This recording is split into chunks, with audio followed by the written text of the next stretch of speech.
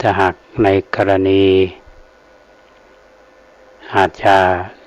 ติดสาธารณกิจหรือประการใดอย่างในวันนี้ก่อนนำรายการมาฝากกับท่านผู้ฟังวันศุกร์เขาก็ฟังกันแถมรอบวันเสาร์ก็โดยเหตุว่าทางทีมงานมีภารกิจที่จะต้องปฏิบัติก็ปรับเปลี่ยนไปตามความเหมาะสมแต่อย่างใดก็ตามท่านผู้ฟังท่านภาพในฐานะที่เป็นผู้ดำเนินรายการและก็เป็นผู้บริหารรับผิดชอบในฐานะที่เป็นผู้อำนวยการสถานีวิทยุสาธารณะจังหวัดเชียงใหม่นอกจากทำรายการอารมณ์โพก็หมายว่าอาทิตย์หนึ่งก็ปากัน2 ครั้งแต่บางวันบางอาทิตย์อาจจะขัดข้องโดยบางทีอาจจะมีสาธารณกิจหรือบางทีอาจจะมีปัญหาเรื่องสุขภาพก็สัปดาห์หนึ่งอาจจะไม่ได้ปากันแต่ท่านผู้ฟังก็ได้ฟังธรรมะจากพระเถระที่ท่านได้เมตตาเสียสละเวลาน้อมนำเอาธรรมะมาบรรยายหมู่เฮาทั้งหลายได้ฟังกันอย่างหลวงพ่อดองตองเป็นต้นโดยหมายว่าตั้งแต่เช้าขอท่านเข้ามาปะแล้วท่านก็มีโอกาสได้รับฟังทางสถานีเฮาก็นำมาออกอากาศซ้ำอันนี้ก็เป็นประโยชน์นอกจากนั้นก็ยังมีหลวงพ่อวัดดอนจันทร์ท่านเจ้าคุณวัดดอนจันทร์แล้วก็ช่วงนี้ก็มีหลวงพ่อบุญเป่งปิยธรรมโมวัดห้วยทรายก็เลยว่าคลื่นเข้าที่2เฮานี้ก็มีความหลากหลายในเนื้อหาโดยเฉพาะธรรมะก็ประโยชน์ก็คือเกิดกับท่านผู้ฟังแล้วผู้ทำหน้าที่ก็คือพระเฮาก็ปฏิการะตอบแทนญาติโยมโดยอาการเอาธรรมะมาเป็นการตอบแทนเขาเรียกว่าเป็นธรรมทานคือให้ธรรมะเป็นทานย่อมชนะก่อการให้ทั้งปวงอันนี้เป็นเรื่องที่ตระหนักอยู่เสมอการนี้ท่านผู้ฟังหลายท่านที่ถามอาตมาเกี่ยวกับรายการทางสถานีวิทยุซึ่งเมื่อก่อนนี้อาตมาเคยว่าคลื่นของเฮานั้นช่วงหนึ่งก็หลุดจากผังตอนนี้ก็เป็นปกติก็คงจะได้อยู่กับท่านผู้ฟังเพราะว่า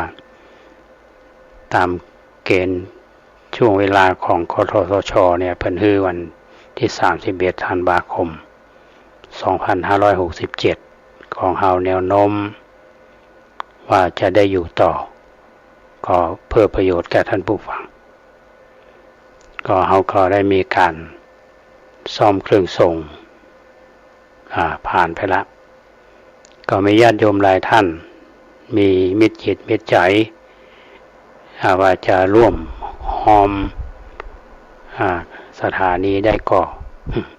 อันนี้ก็แล้วแต่เจตนาศรัทธาของญาติโยมอันนี้ก็เป็นเรื่องที่เล่าสู่กันฟังอาตมาเคยในรายการนี้ว่าช่วงการเข้าพรรษาเนี่ยอาตมาจะนำเรื่องของพุทธกิจโดยเฉพาะการจำพรรษาขององค์สมเด็จพระสัมมาสัมพุทธเจ้ามาตั้งแต่พรรษาที่1เป็นต้นไป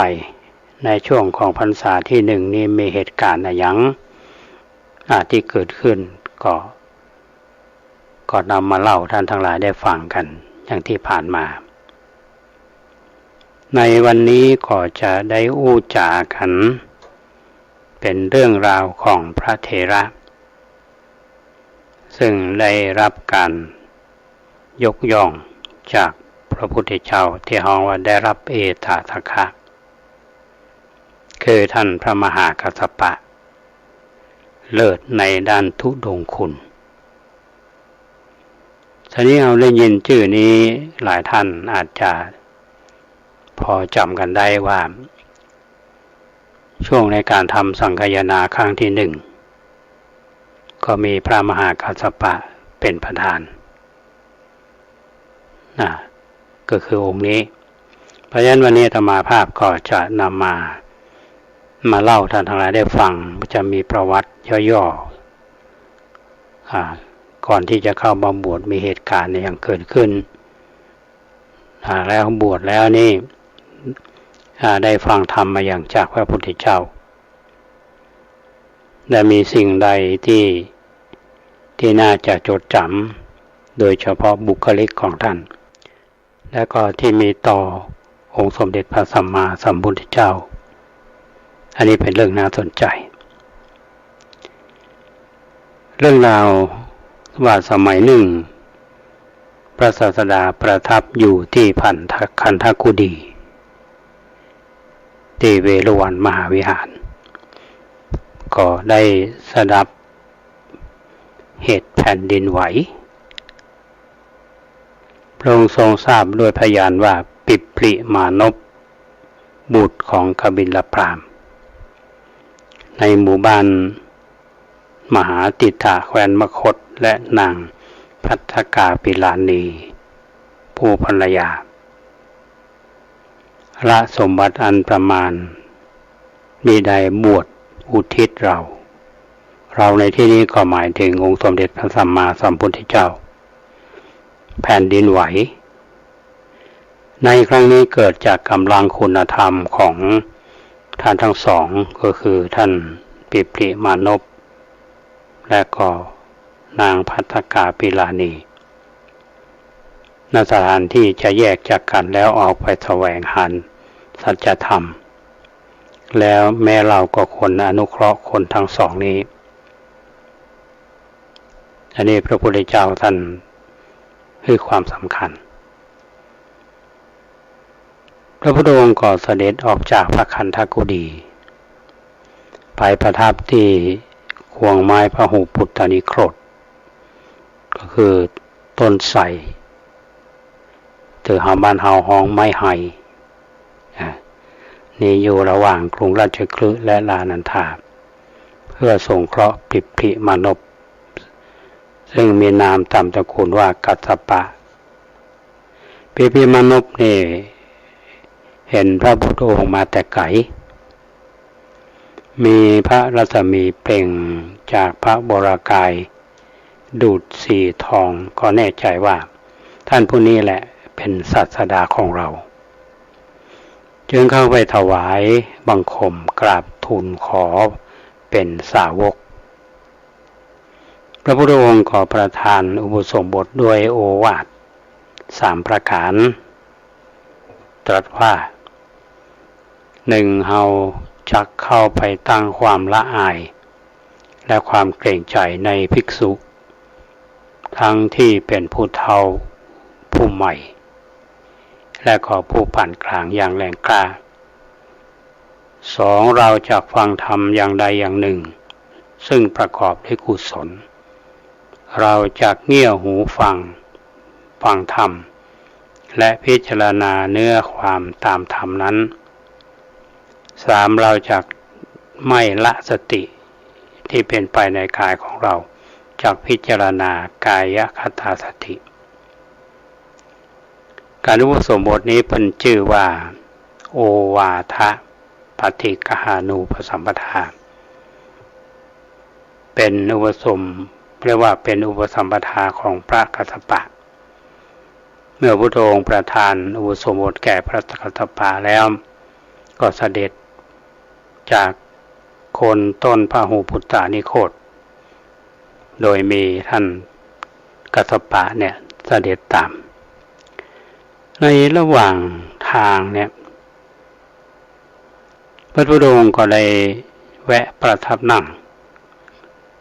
โคนไม้ต้นหนึ่ง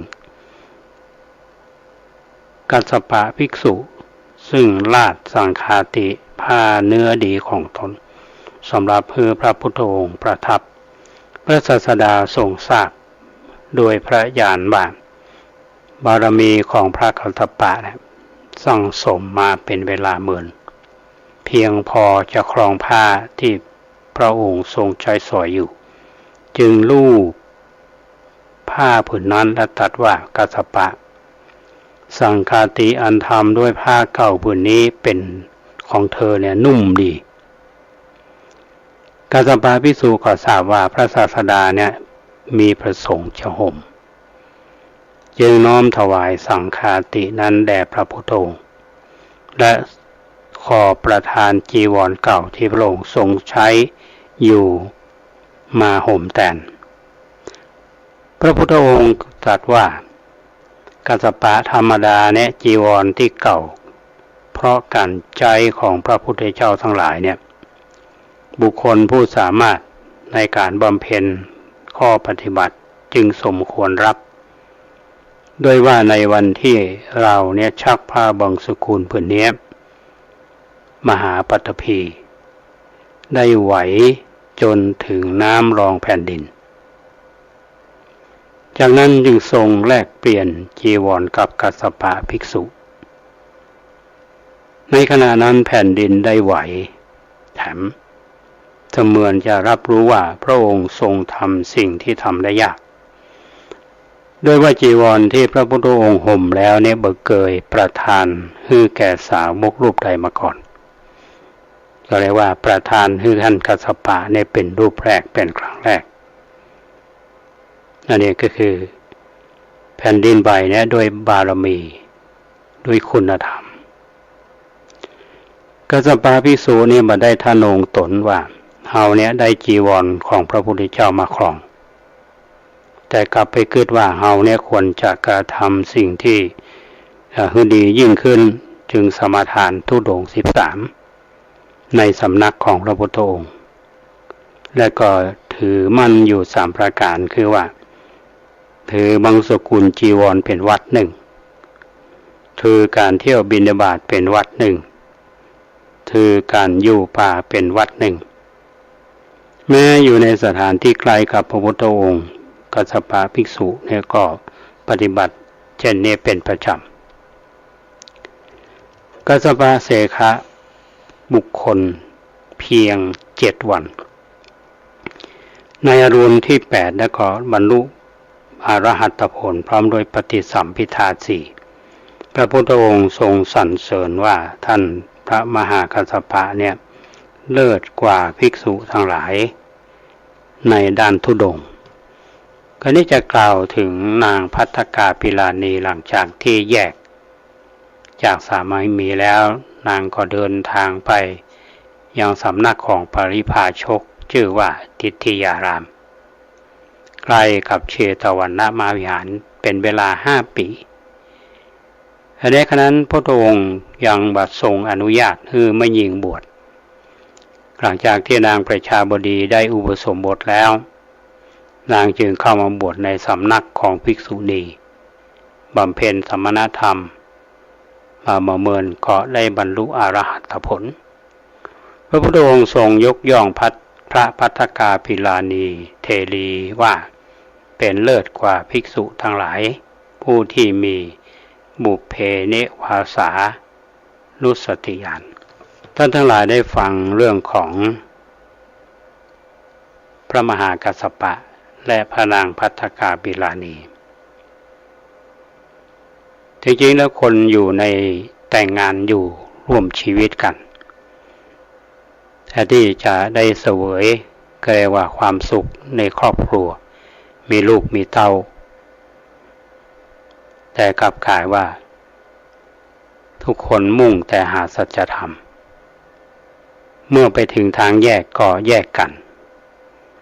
ท่านกัสสปะก็แยกไปทางหนึ่งท่านภัททกาปิลานีก็แยกไปทางหนึ่งก็ไปสู่เป้าหมายก็คือการแสวงหา สัจธรรมซึ่งเป็นสิ่งที่เป็นจริงในชีวิตประเด็นสำคัญนั้นอยู่ที่นี่ท่านผู้ฟังบ้างท่านกัสสปะเนี่ยหรือว่าปิภิมานพเนี่ยได้รับการ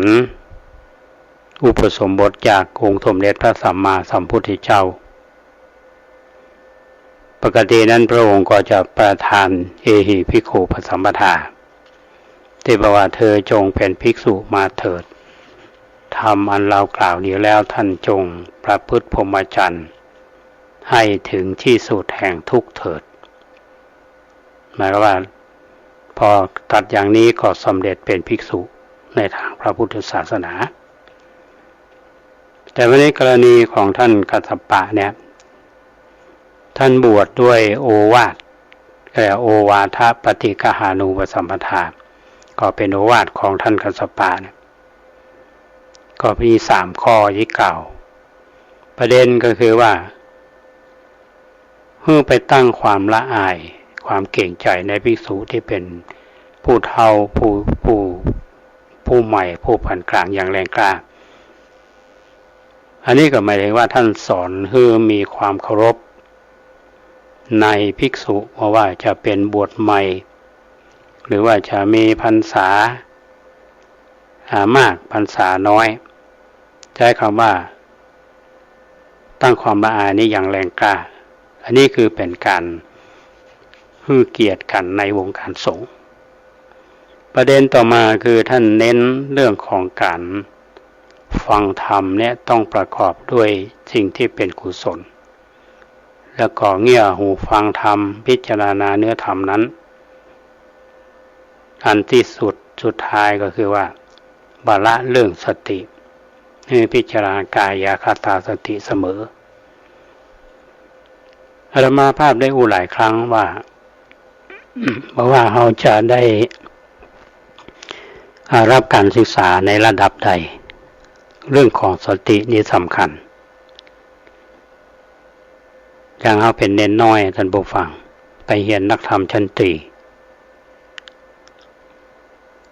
ถ้าเป็นวิชาธรรมะเนี่ยเขาท่องเนี่ยทุกกะคือหมวด2สติความระลึกได้สัมปชัญญะความรู้ตัวสตินี้ระลึกอยู่รู้เสมอ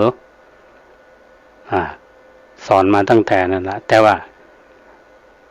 สมัยนั้นก็เป็นละอ่อนเนาะอายุ12 ขวบว่าภาษาตัวอย่างก็ว่ามันไปแต่นี้พอเราพิจารณาว่าคำว่าสติหรือเจริญสติเนี่ยถือว่าพิจารณาถ้าในกายเราในพิจารณาเรื่องกายคตาสติคือกำหนดภายในกายของเราเนี่ยอันนี้หมายความว่าได้พิจารณาเหมือนเวลาเราไปเป็นอุปชฌาย์เนี่ยเพิ่นจะคือมูลกรรมฐานพิจารณาในร่างกายของเราเนี่ยเป็นอารมณ์ของแห่งกรรมฐาน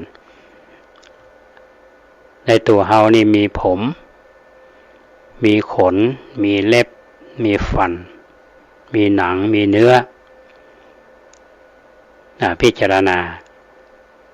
สิ่งเหล่านี้ถ้าเราบ่ทำความสะอาดมันบ่ดูแลมันก็เป็นสิ่งที่ปฏิกูลพระเจ้าเพิ่นสอนคือพิจารณาเอาเป็นอารมณ์แห่งกรรมฐาน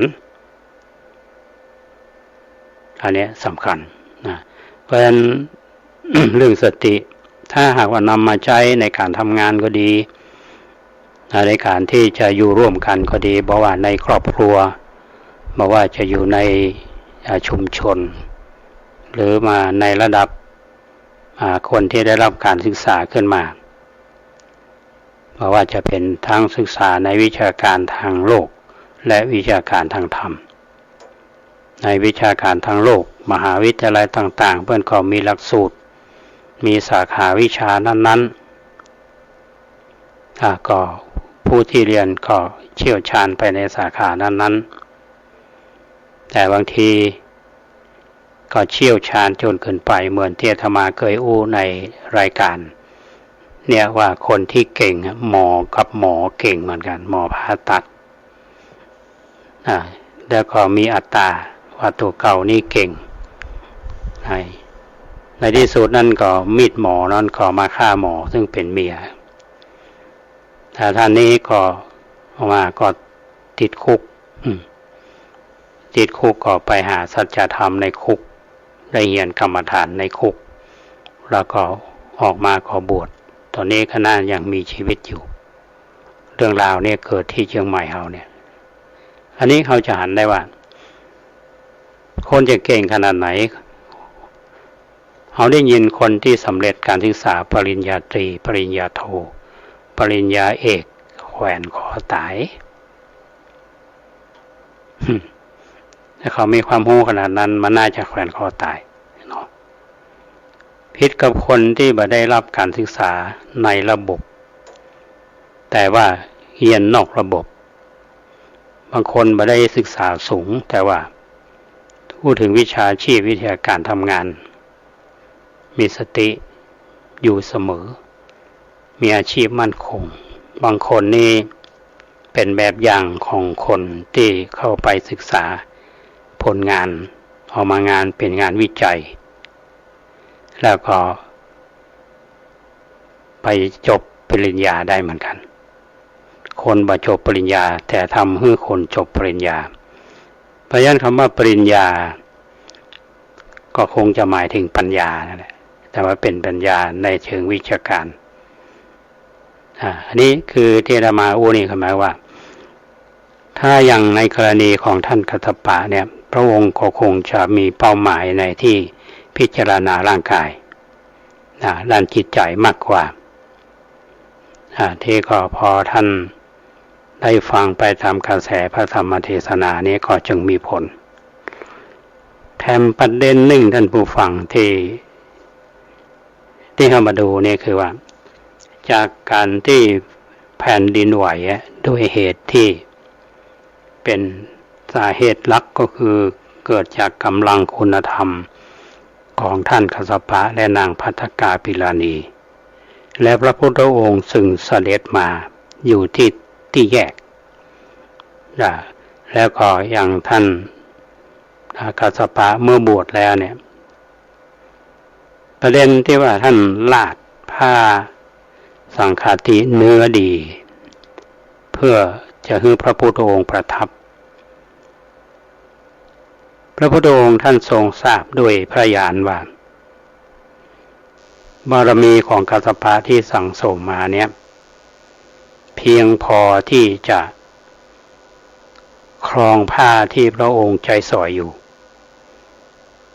ก็จึงลูบผ้าท่านกัสสปะก็รู้ว่าพระศาสดาประสงค์จะห่มท่านกัสสปะก็ถวายพระพุทธองค์และท่านกัสสปะก็ขอประทานจีวรเก่าที่ใจมาห่มแทนอันนี้บอกว่าเป็นที่ธรรมดาจีวรเก่าในการใช้ของพระพุทธเจ้าทั้งหลายเนี่ยผู้ที่จะสามารถในการบำเพ็ญข้อวัดปฏิบัติสมควรได้รับเนี่ยพระพุทธองค์ตรัสว่าในขณะที่ชักผ้าบางสกุลผืนนี้มหาปฐพีนี่ไหวจนถึงน้ำห้องแผ่นดินคือหมายว่าเป็นการทำนี้ที่พระพุทธเจ้าจะประทานจีวรให้พระภิกษุซึ่งเป็นสาวกรูปใดรูปหนึ่งเพราะฉะนั้นมันจะต้องเป็นปารมีถ้ามองในด้านของกายภาพอาตมาว่าพระพุทธองค์กับท่านกัสสปะนี่ความสูงก็น่าจะใกล้เคียงกันและทรงห่มจีวรที่พระพุทธองค์ประทานได้อันนี้ก็ถือว่าเป็นหน้าเรื่องที่จดจำเป็นเดินหนึ่งนี่แทนที่จะคุยเนาะทุกเจ้าโอ้ได้ผ้าจีวรพระพุทธเจ้าประทานมาท่านกับคิดในเชิงบวกว่าเฮามาได้เกิดทนงตนว่าเฮาได้จีวรพระพุทธเจ้ามาครองกับคิดว่าจะทำสิ่งที่ดีๆยิ่งขึ้นก็สมทานทุดงค์13 ยึดมั่นอันนี้ว่าถือพระบำรุงสุขุลเป็นวัดเที่ยวบิณฑบาตเป็นวัดและอยู่ป่าเป็นวัดอันนี้3แต่ท่านถือธุดงค์13มี13อย่างเพราะฉะนั้นหลังจากที่ท่านได้ฟังเนี่ยโอวาทก็เรียกว่าโอวาทปฏิฆานุปสัมปทาเนี่ยได้เวลา7วันวันที่8นี่ก็ได้บรรลุเป็นพระอรหัตผลพร้อมด้วยปฏิสัมภิทา4พระองค์ก็ทรงสรรเสริญท่านมหากัสสปะว่าเลิศกว่าภิกษุทั้งหลายในการด้านธุดงค์วันนี้ฟังเรื่องของท่านกัสสปะเป็นพระเถระผู้ใหญ่ถ้าจะย้อนไปเนี่ยตอนที่เราเรียนพุทธประวัติท่านผู้ฟังจะเรียกว่าถวายพระเพลิงพระบรมศพที่บยอมติดไฟเนี่ยท่านกัสสปะมากราบแทบพระบาทเท่านั้นไฟก็ลุกนี่คือองค์เดียวกันอันนี้ก็ฝากไว้ในวันนี้นะครับช่วงที่2ของรายการนี้จะมีข่าวสารของคณะสงฆ์และกิจกรรมสำคัญที่ท่านได้รับฟังกันที่2ของรายการก็จะมีข่าวสารของทางคณะสงฆ์ก็คงไม่ใช่เฉพาะในพื้นที่ของจังหวัดเชียงใหม่เรานะในภาคเหนือของเรานี้อยู่ในเขตปกครองหนเหนือตั้งแต่นครสวรรค์ขึ้นมาก็จะมีเจ้าคณะใหญ่หนเหนือเป็นผู้ปกครองสูงสุดนะทีนี้มีข่าวของทางคณะสงฆ์เราซึ่งท่านที่ติดตามฟังข่าวสารวันนี้อย่างที่ท่านทั้งหลายได้ฟังประวัติเจ้าคณะใหญ่หนเหนือรูปใหม่ที่คุณเกษตรเพชรสำลิดได้นำมาเสนอท่านทั้งหลายได้ฟังกันก็น่าจะเป็นคลื่นแรกมั้งที่นำมาเสนอผ่านในรายการนี้เรื่องนี้ มีมติมหาเถรสมาคมครั้งที่10/2567สำนักงานเลขาธิการมหาเถรสมาคมมติที่603/2567เรื่องทรงพระกรุณาโปรดให้แต่งตั้งสมเด็จพระมหาเถราจารย์เชตุพนวิมลมังคลารามกรุงเทพมหานครดำรงตำแหน่งเจ้าคณะใหญ่หนเหนือในการประชุมมหาเถรสมาคมครั้งที่2567เมื่อวันที่9สิงหาคม2567เลขาธิการมหาเถรสมาคมเสนอว่าราชเลขานุการในองค์พระบาทสมเด็จพระเจ้าอยู่หัวได้มีหนังสือที่พว0202.2/12216ลงวันที่21กรกฎาคม2567แจ้งว่าพระบาทสมเด็จพระเจ้าอยู่หัวทรงพระกรุณาโปรดให้แต่งตั้งสมเด็จพระมหาเถราจารย์ปัสริตเขมังคโรอายุ87พรรษา66ประเรียนธรรม3ประโยคนักธรรมชั้นเอกพทดก็คือพุทธศาสตร์ดุษฎีบัณฑิตเจ้าวาดวัดพระเชตุพนวิมลคารารามแขวงบรมมหาราชวังเขตพระนครกรุงเทพมหานครและประธานสำนักงานกำกับดูแลพระธรรมทูตไปต่างประเทศดำรงตำแหน่งเจ้าคณะใหญ่ห หนเหนือบัดนี้สมเด็จพระอริยวงศาคณาจารย์สมเด็จพระสังฆราชสกลมหาสังฆปรินายกทรงรับทราบแล้วเมื่อวันที่23กรกฎาคม2567พร้อมกับมีพระบัญชาให้นำเสนอมหาเถรสมาคมเปิดทราบที่ประชุมรับทราบและมอบสำนักงานพระพุทธศาสนาแห่งชาติดำเนินการในส่วนที่เกี่ยวข้องต่อไปนายอินทพรจันเอี่ยมผู้อำนวยการสำนักงานพระพุทธศาสนาแห่งชาติเลขาธิการมหาเถรสมาคมในหนเหนือเนี่ยท่านผู้ฟังเมื่อก่อนสมเด็จพระมหารัชมังคลาจารย์ท่านเป็นเจ้าคณะใหญ่หนเหนือแต่ต่อมาก็มีพระวิสุทธิวงศาจารย์เป็นเจ้าคณะใหญ่หนเหนือและพระพรหมโมลีเป็นรักษาการเจ้าคณะใหญ่หนเหนือก็มาหลายปีแล้วนี่ก็จึงมีคำสั่งเป็นมติมหาเถรสมาคมต่อไปสมเด็จพระมหาธีราจารย์วัดพระเชตุพนวิมลมังคลารามนี่ก็จะมาปฏิบัติหน้าที่เพราะฉะนั้นตุเจ้าเฮาตั้งแต่นครสวรรค์ขึ้นไปมาถึงเฮาเนี่ยก็อยู่ภายใต้ข้าบัญชาท่านทีนี้หลังจากที่ท่านพระพรหมโมลีก็ได้ปฏิบัติหน้าที่รักษาการเจ้าคณะใหญ่หนเหนือมาหลายปีทีนี้ก็มีคำสั่งก็มีมติมหาเถรสมาคมครั้งที่20/2567สำนักเลขาธิการมหาเถรสมาคมมีมติ202/2567ทรงพระกรุณาโปรดให้แต่งตั้งพระพรหมโมลีวัดปากน้ำกรุงเทพมหานครดำรงตำแหน่งประธานสำนักงานกำกับผู้ดูแลพระธรรมทูตไปต่างประเทศในการประชุมมหาเถรสมาคมครั้งที่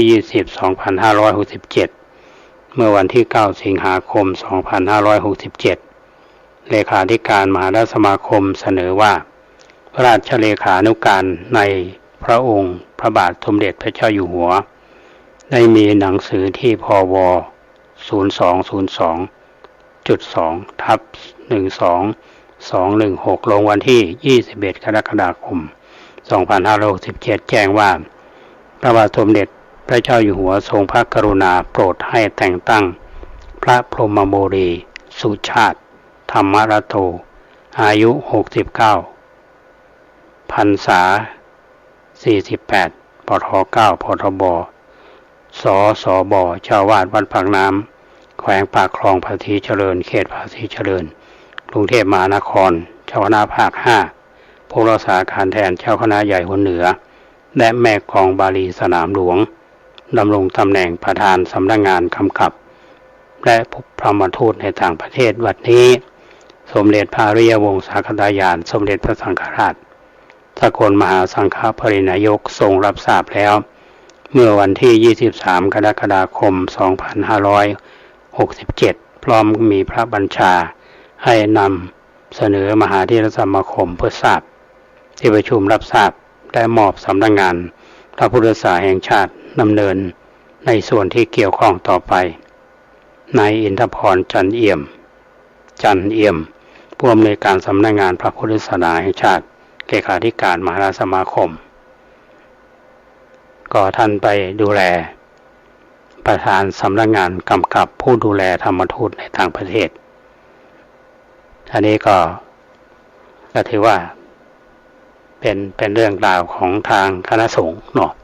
อันนี้ญาติโยมบางท่านก็ติดตามอยู่เพราะฉะนั้นรายการเฮานี้เป็นรายการของทางคณะสงฆ์เนาะข่าวสารพระสงฆ์เขาก็จะรับทราบ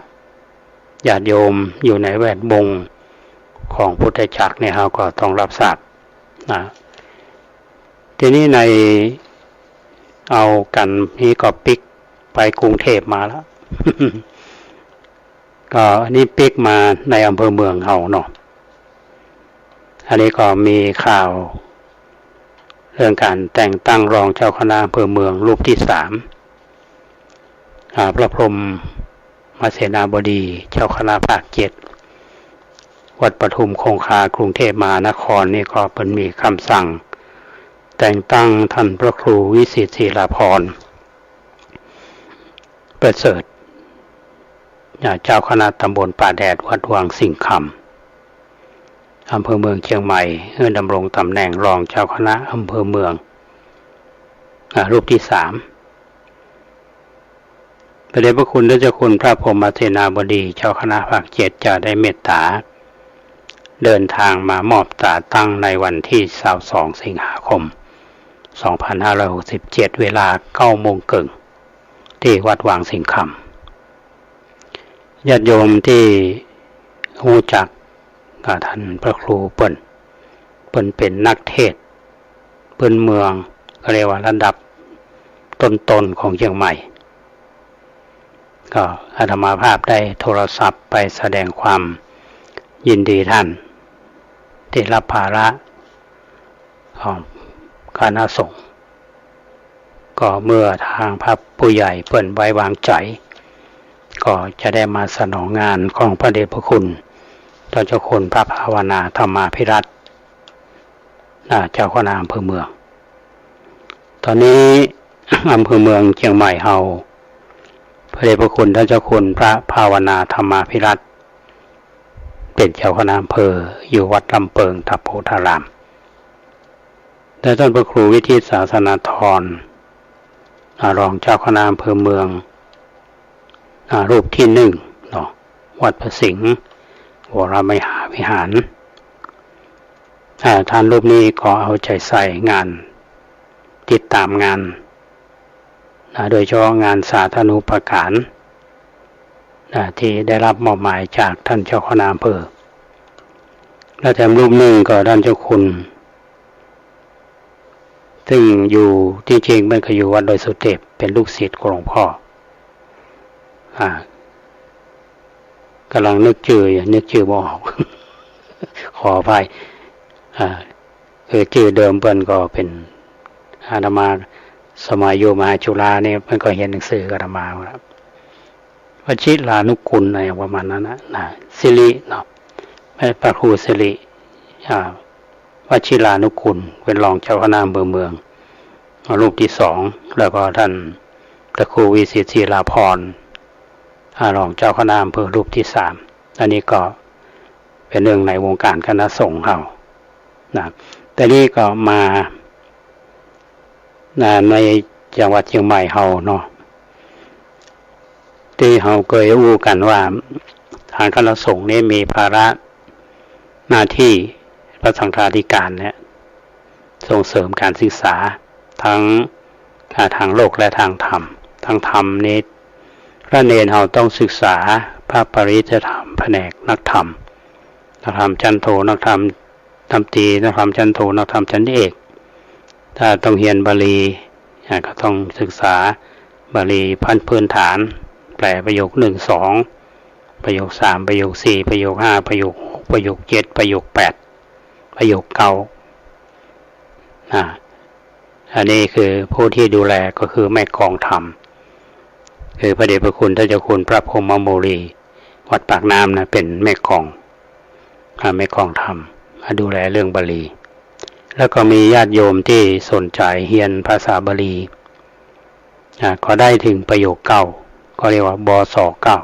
9หลายท่านแล้วก็เก่งเป็นนักวิชาการ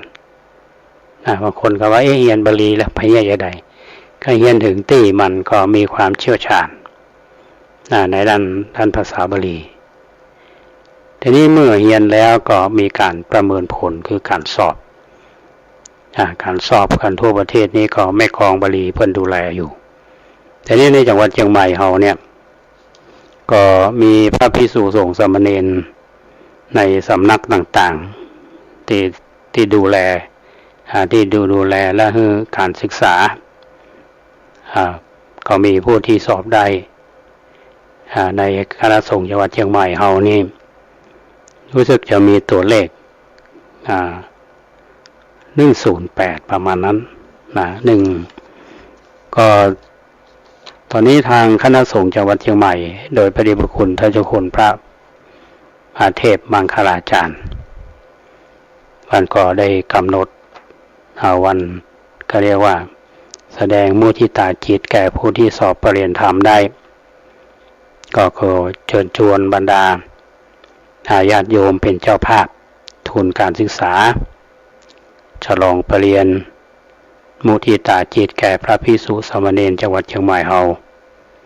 เพิ่นกำหนดเอาวันเสาร์ที่5ตุลาคมช่วงเช้าเนี่ย9 โมงเกิงจะมีพิธีทักษิณานุปทานทักษิณานุปทานนี้ก็คือทำบุญถวายผู้ที่เกี่ยวข้องส่งเสริมการศึกษา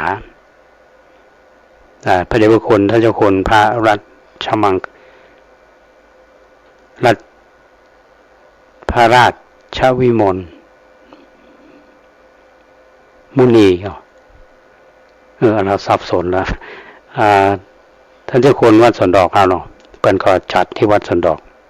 แต่มีนิทรรศการเนาะอันนี้สิ่งที่ทำในตอนเช้าในตอนบ่ายก็จะมีการฉลองปรริญญามุทิตาจิตที่วิหารหลวงวัดสวนดอกเขาเนี่ยแต่ในปีนี้นี่มีพระภิกษุสามเณรที่สอบได้เนี่ย108รูปก็คือ108รูปทีนี้ก็จะถวายทุนการศึกษาเนี่ยก็มีตัวเลขออกมาแล้วก็จะจ่ายเงินอยู่ 539,000 ก็ถวายตั้งแต่ประโยคสูงมาประโยค9ประโยค8แต่จะลดลั่นกันมาส่วนรายละเอียดนั้นก็คงจะตามมาทีหลังอาตมาก็เป็นเจ้าภาพทุกปีนี่น่าดีใจท่านผู้ฟังที่จัดทุกปีนี้เป็นน้ำใจของพระมหาเถระซึ่งเป็นพระสังฆาธิการและญาติโยมทั้งหลายเนี่ยก็ร่วมกันเป็นเจ้าภาพไม่ได้มีงบประมาณส่วนไหนๆมาเพราะฉะนั้นเราก็เป็นเจ้าภาพคือกำลังใจแก่ลูกพระลูกเนรเรานอกจากนั้นก็ยังมีญาติโยมที่เป็นคฤหัสถ์เนี่ยเข้าสอบอย่างอาตมาว่าคือบส.คือเป็นอุบาสกอุบาสิกาปีนี้มีอยู่14ท่านก็จะมอบทุนคือก็เป็นเงินอยู่ 53,000 บาทก็ตัวเลขกลมๆทั้งหมดเนี่ยก็จะใช้เงินประมาณ 529,000 บาทที่จะถวายอันนี้ญาติโยมท่านใดที่จะเป็นเจ้าภาพอาตมารับเป็นเจ้าภาพทุกปีประโยค1-2ปีละ 2,000 บาทเนาะทำทุกปีถ้าประโยค3ก็ 3,000 ประโยค4ก็ 4,000 ไปตามลำดับอันนี้ญาติโยมท่านใดที่จะร่วมเป็นเจ้าภาพบางคนอาจจะว่าไก่อยู่ปุ้นวันที่5ตุลาเมื่อก่อนเนี่ยคือถ้าทำก่อนก็ดีท่านผู้ฟังเนาะติดต่อที่สำนักงานเจ้าคณะจังหวัดท่านเลขานุการเจ้าคณะจังหวัดวัดสวนดอกเขาเนี่ยเลขานุการเจ้าคณะจังหวัดอยู่สำนักงานวัดสวนดอกติดต่อง่ายหรือที่วัดท่าตอนท่าทางเหนือเนี่ยวัดท่าตอนอำเภอแม่อายหรือที่วัดเชตวันถนนตาแปรเนี่ยพระเดชพระคุณท่านเจ้าคุณพระเทพมังคลาจารย์หรือวัดทุกวัดก็ได้อันนี้ก็บอกข่าวกันแต่เนิ่นๆเนาะอันนี้เป็นเรื่องสำคัญเป็นเรื่องการศึกษาของภิกษุสามเณรซึ่งเป็นการพัฒนาคุณภาพชีวิตพระสงฆ์เฮาได้ศึกษาความรู้ทั้งทางโลกและทางธรรมด้านสามัญเพิ่นก็เรียนด้านทางโลกก็เรียนอย่าว่าบางท่านพระเนรเฮาเรียนสายสามัญตั้งแต่ม.1 ม.2 ม.3 ม.4 ม.5 ม.6ในหลักสูตรนั่นก็เรียน ทางโลกและทางธรรมแต่บางท่านที่ยังอยู่สืบพระศาสนา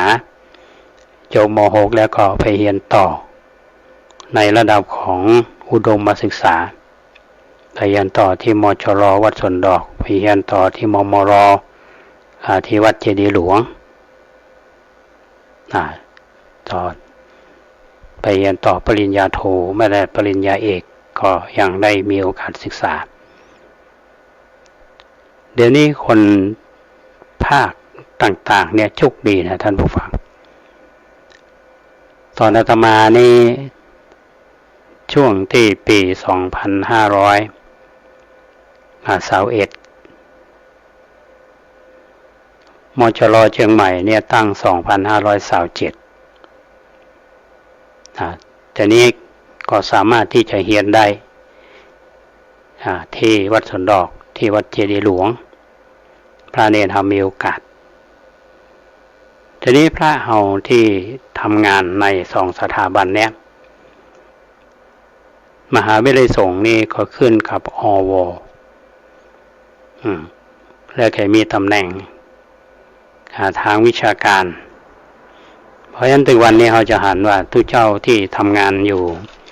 มหาวิทยาลัยสงฆ์เนี่ยมันจะมีต่อท้ายด้วยดร.ด็อกเตอร์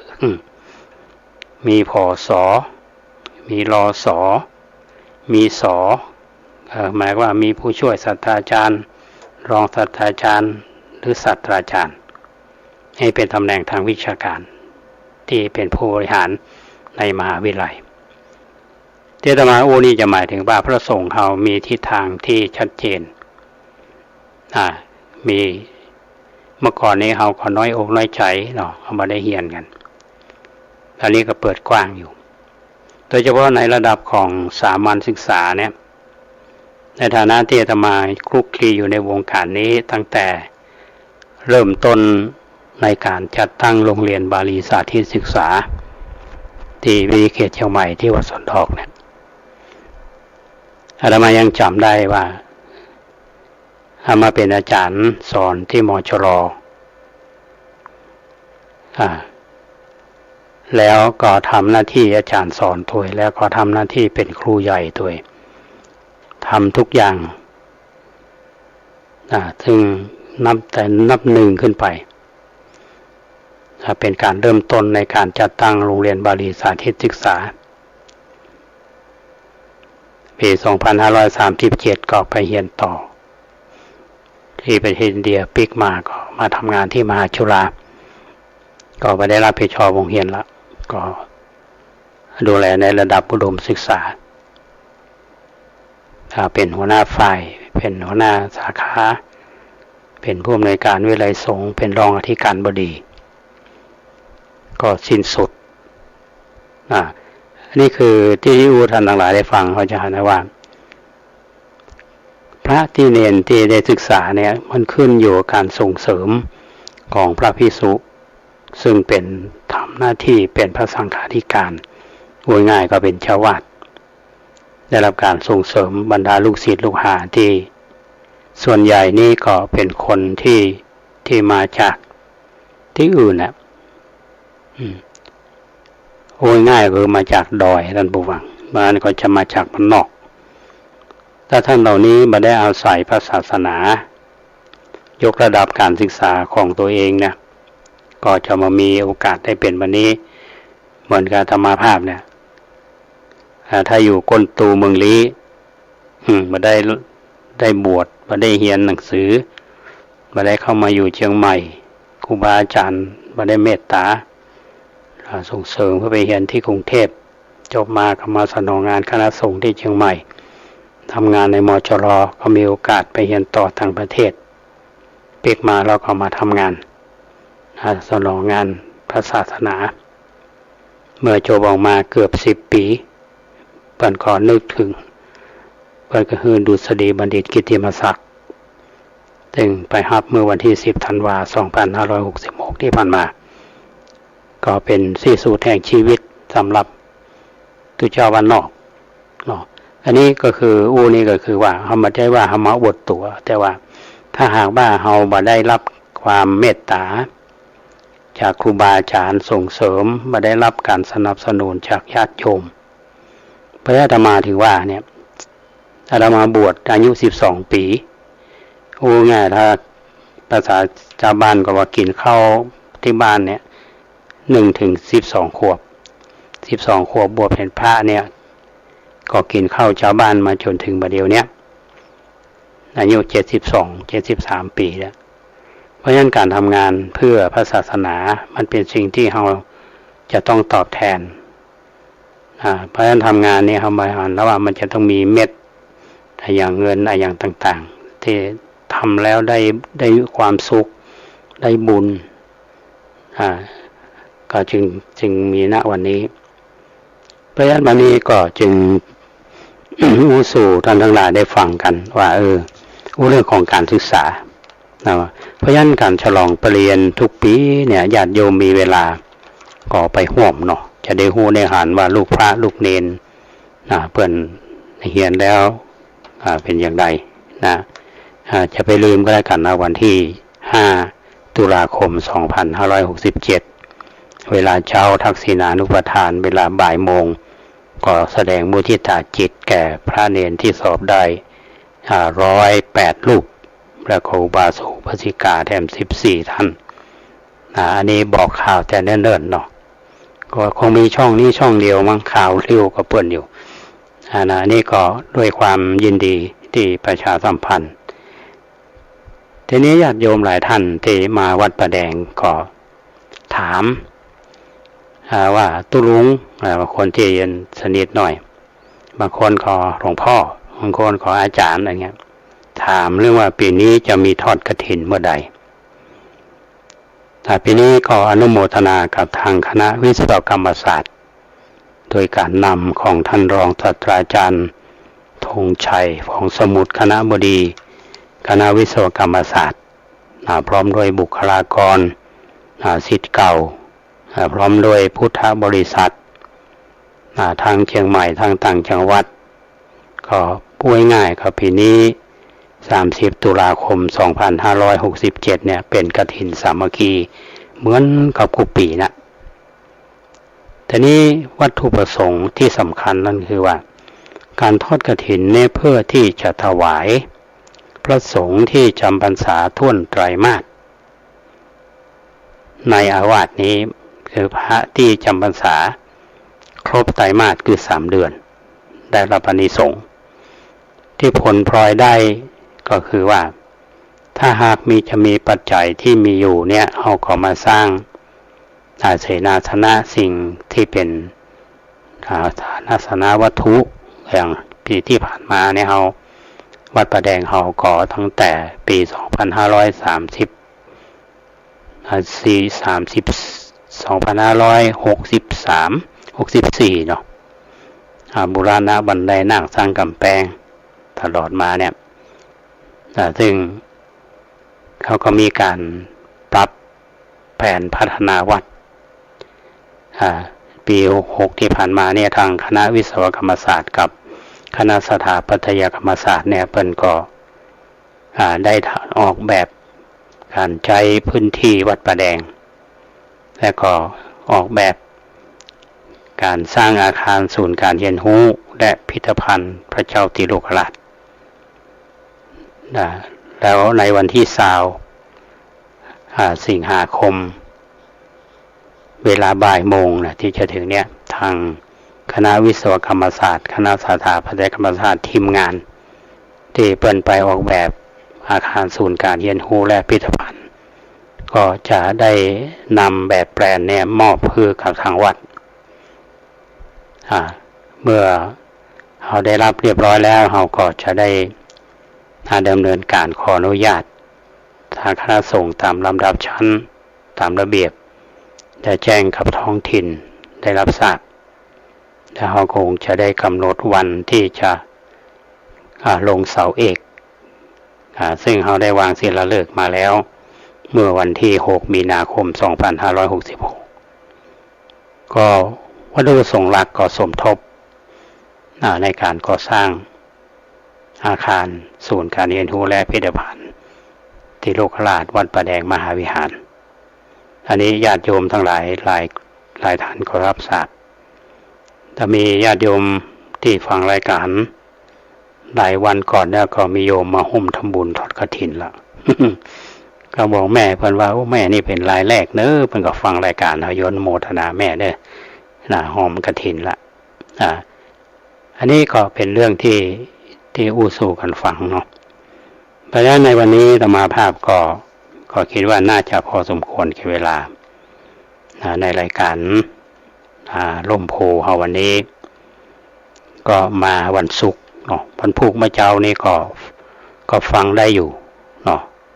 เมื่อเจ้ามันแรงก็ยังได้อยู่หลายรอบได้อยู่เนาะเพราะฉะนั้นญาติโยมท่านใดมีอะไรอย่างจะแนะนำรายการแนะนำรายการที่เรามาทำเนี่ยหรือมีข้อเสนอแนะอย่างพ้องหรือจะร่วมทำบุญค่าน้ำค่าไฟค่าบำรุงสถานีญาติโยมไทท่านที่จะมีจิตศรัทธาจะหอมก็เป็นน้ำใจที่ท่านได้แสดงออกก็โทรมาที่หมายเลข0818815690 เบอร์นี้เบอร์เดิมท่านผู้ฟังอยู่วัดประแดงมา26 ปีแล้วเบอร์นี้ได้ตั้งแต่อยู่วัดท่าสะตอยเดิมขนาดนั้นยังไม่ได้เปลี่ยนก็โทรมาได้ทุกเวลาก็ต้องขอบคุณทีมงานที่ร่วมด้วยช่วยกันโดยเฉพาะท่านพระครูสมุวิศวัตรปรกิจโจท่านผู้อำนวยการสถานีวิทยุ 104.50 สถานีวัดฝ่ายหินเฮาเนี่ยถ้าเปิ้นบ่ติดถ่ายทอดทันใดเนี่ยเปิ้นขอลิงก์สัญญาณฮื้อแล้วก็เอาไปลง YouTube ฮื้อเนี่ยต้องขอบคุณในน้ำใจของท่านพระครูสมุวิศวัตรมาณโอกาสนี้และอนุโมทนาบุญกับคุณเกษตรแพทย์ธรรมฤทธิ์บก.ก้าวหน้านิวที่ทำงานในการด้านเทคนิคด้านประสานงานดูแลรับผิดชอบโดยความเสียสละยิ่งก็เรียกว่าช่องนี้ถ้าขาดเสียงของคุณเกษตรไปอย่างนี้ถ้าอย่างง่อมไปนะแกเนาะ เมื่อหลายท่านนะว่าฟังแล้วก็ได้ความรู้ดีแต่แล้วอนุโมทนากับท่านผู้ฟังที่ติดตามรับฟังรายการนี้มาตั้งแต่ต้นแต่กี่ปีก็ยังติดตามกันอยู่เนาะก็รายการเฮาวันนี้พอสมควรละเดี๋ยวจะได้ฟังข่าวจากสถานีวิทยุกระจายเสียงแห่งประเทศไทยขอความสุขสวัสดีจงบังเกิดมีแก่ท่านผู้ฟังทุกท่าน